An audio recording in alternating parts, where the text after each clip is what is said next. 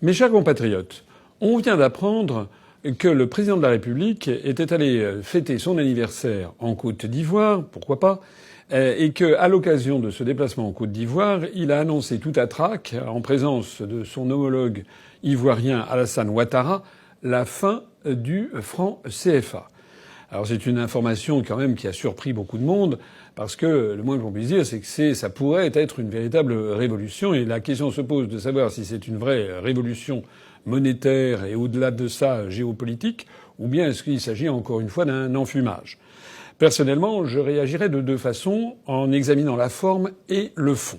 Alors déjà, il faut rappeler ce que c'est que le franc CFA. Le franc CFA, en fait, ce sont deux monnaies différentes. La monnaie de l'Union économique et monétaire de l'Ouest africain avec 8 États, notamment le Sénégal, la Côte d'Ivoire, le Bénin, le Togo, le Mali, le Niger, le Burkina Faso. Et puis le franc CFA, c'est également le franc de la communauté économique et monétaire d'Afrique centrale, avec par exemple le Cameroun, qui sont donc dans l'ancienne Afrique équatoriale française. Alors, de quoi s'agit-il ? Il s'agit que le franc CFA, utilisé uniquement dans les 8 pays d'Afrique de l'Ouest, on ne parle pas des pays d'Afrique centrale, ce franc CFA utilisé donc dans l'Union économique et monétaire de l'Ouest africain va changer de nom en 2020 pour devenir l'ECO. Alors, sur la forme, il est quand même absolument extraordinaire que le président de la République française annonce tout à trac, alors que personne n'était au courant, ce changement. Et qu'il le fasse de surcroît avec un seul des chefs d'État, des 8 États concernés, le président de la Côte d'Ivoire. Moi, je serais le président du Sénégal, du Mali, du Niger, du Togo, du Bénin, etc. Je ne serais pas particulièrement satisfait d'apprendre cette information de cette façon. Je serais parlementaire français, je ne serais pas non plus très satisfait de voir à quel point le Parlement français ne sert strictement à rien, puisque face à une décision qui est potentiellement d'une telle ampleur, qui met un terme à une création monétaire qui date de 1945 et qui avait un parfum largement critiqué, un parfum de néocolonialisme et de France-Afrique, il est quand même extravagant que le président de la République décide comme ça. On a l'impression qu'il sorte ça d'un chapeau. Donc déjà, du point de vue de la forme, ça ne va pas. Maintenant, sur le fond. Sur le fond, il y a plusieurs choses à dire. Personnellement, vous me connaissez, ça fait des années que je l'ai dit, notamment parce que j'ai souvent ce genre de questions. Nous sommes favorables à l'UPR, et ça figurait d'ailleurs dans le programme présidentiel, au démembrement progressif du franc CFA. Puisque nous sommes logiques avec nous-mêmes, nous voulons sortir de l'euro, nous disons, et toute l'histoire monétaire du monde nous donne raison, qu'une monnaie c'est un peuple et une nation, et qu'une monnaie plurinationale ne peut pas durablement être viable. C'est d'ailleurs ce que l'on constate pour le franc CFA, puisque justement ces réformes montrent bien qu'il y a un problème. Donc sur le fond, l'idée que progressivement on évolue sur le franc CFA nous paraît une bonne idée. Mais j'ai rappelé que la position de l'UPR, c'était d'aider les États qui le souhaitaient à créer leur propre monnaie, comme ça a d'ailleurs été le cas. La Guinée l'avait fait, le Mali a essayé de le faire puis était revenu dans le franc CFA. Donc nous aiderons les pays de la zone du franc CFA à sortir du CFA s'ils le souhaitent, afin qu'ils puissent disposer de leur souveraineté monétaire pleine et entière. Mais de quoi s'agit-il ici en la matière ?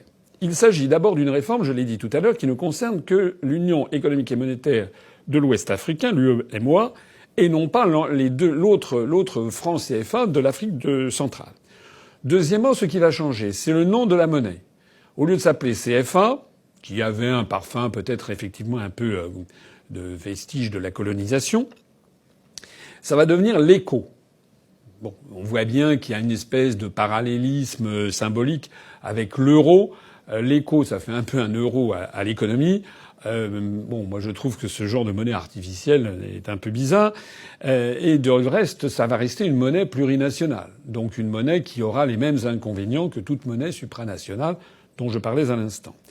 Ce qui va changer également, c'est que M. Macron a annoncé qu'il n'y aurait plus de la disposition, une des dispositions qui faisait beaucoup critiquer le franc CFA, notamment par la jeunesse des pays d'Afrique, c'était que les banques les banques centrales de ces 8 États, était tenu la Banque centrale des États d'Afrique de l'Ouest était tenue de mettre à la disposition du Trésor public français 50% de leurs réserves en devises. Ce qui fait qu'il y a actuellement, je crois, un montant de l'ordre de 14 milliards d'euros et qui est détenu par le Trésor public français et qui sont en dépôt au Trésor public français et qui représentent 50% des devises. Alors ce mécanisme avait été prévu pour solidifier, garantir la solidité du franc CFA. Ça a fait beaucoup de critiques. Macron décide qu'il n'y aura plus cette nécessité, donc il n'y aura plus les dépôts de réserve. Par ailleurs encore, il y avait au sein du comité monétaire de la Banque centrale des États d'Afrique de l'Ouest et dans les instances de l'Union économique et monétaire de l'Ouest africain, il y avait des dirigeants français qui en faisaient partie. Désormais, il n'y aura plus de représentants de la France dans ces institutions. Dont acte, ça peut montrer qu'il y a une volonté effectivement de donner leur souveraineté à ces pays d'Afrique de l'Ouest. Ça, c'est sur les points qui vont changer. Mais il y a des points qui ne vont pas changer, et non des moindres. Le premier point qui ne va pas changer, c'est la parité monétaire. C'est-à-dire que le franc CFA est lié à l'euro. Donc le problème reste entier. C'est-à-dire que les États d'Afrique de l'Ouest sont handicapés par une monnaie qui a un lien fixe par rapport à l'euro. Et l'on peut donc considérer que les pays d'Afrique de l'Ouest voient leur monnaie dépendre du taux de change de l'euro et donc en particulier de la santé de l'économie allemande. Ce qui est quand même dément.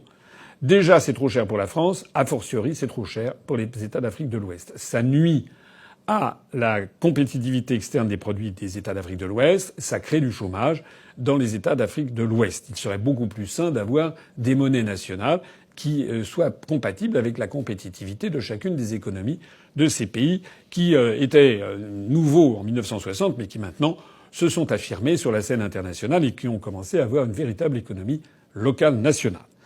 Le deuxième point qui ne reste inchangé, et là ça pose aussi un vrai problème, alors cette fois-ci pour la France, c'est que la France va conserver, elle se porte toujours garante pour la Banque centrale des États d'Afrique de l'Ouest.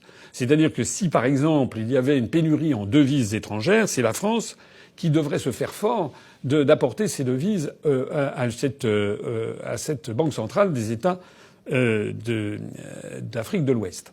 Ce qui signifie clairement que Macron a cédé sur la présence de représentants français, a cédé sur les dépôts en garantie, 50% des dépôts de devises en garantie auprès du Trésor public.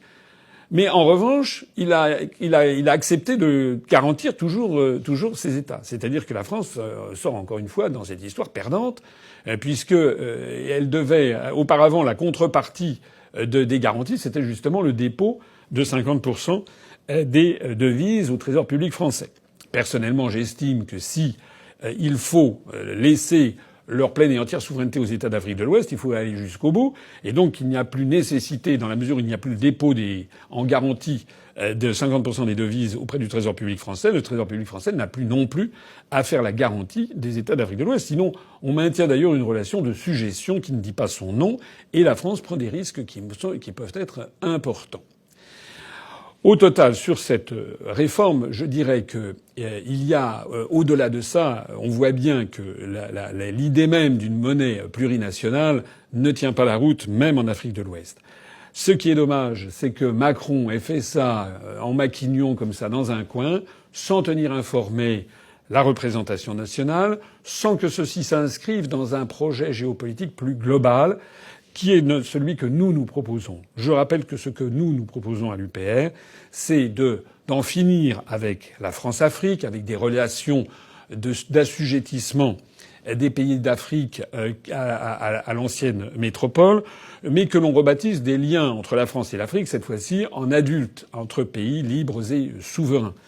Personnellement, je ne suis pas favorable à ce qu'il y ait des repentances à répétition, parce que certes, la période coloniale a commis des crimes, elle a aussi eu des points positifs. Il faut avoir un jugement nuancé sur l'histoire. Ça, c'est un fait. Je renvoie ici à ma conférence sur l'histoire de France. Donc je n'aime pas ces repentances à répétition, qui ne sont pas saines. Il faut d'ailleurs, les générations ont changé. Maintenant, il faut regarder vers le XXIe siècle.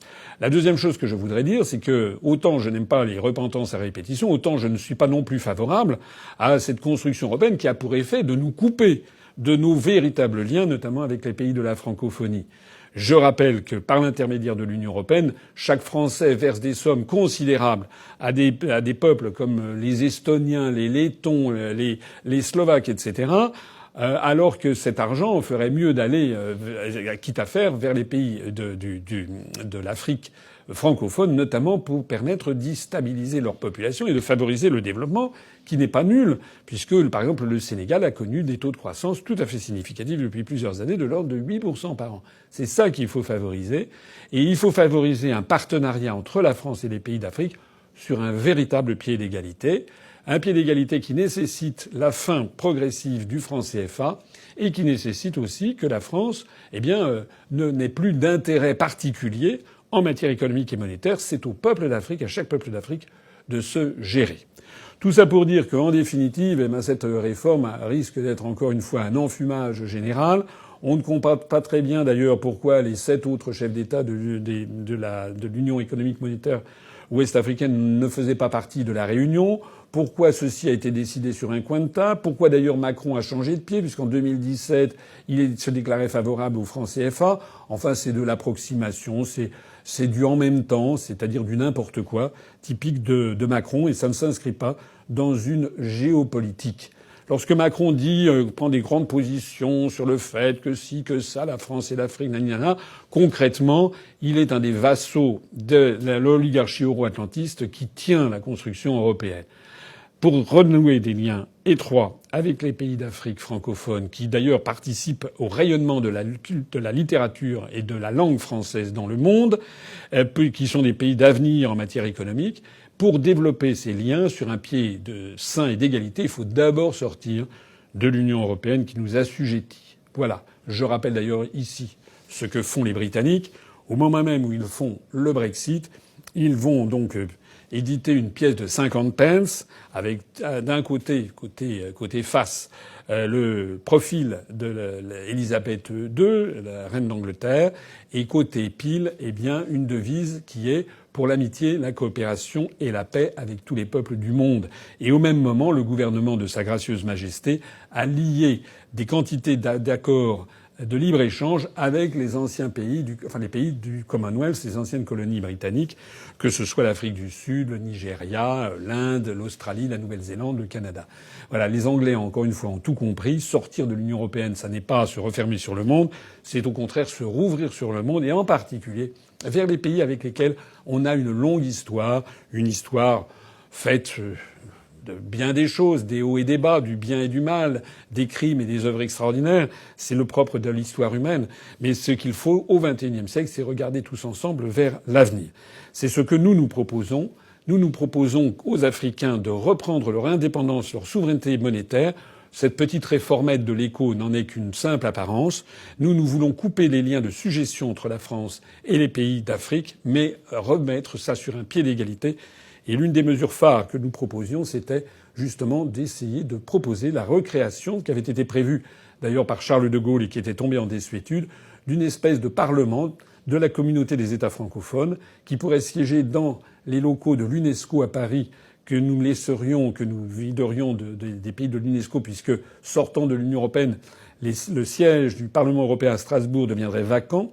Nous proposerions à tous les États membres de l'UNESCO d'aller dans les locaux beaucoup plus grands du Parlement européen à Strasbourg, donc ils seraient beaucoup plus à l'aise.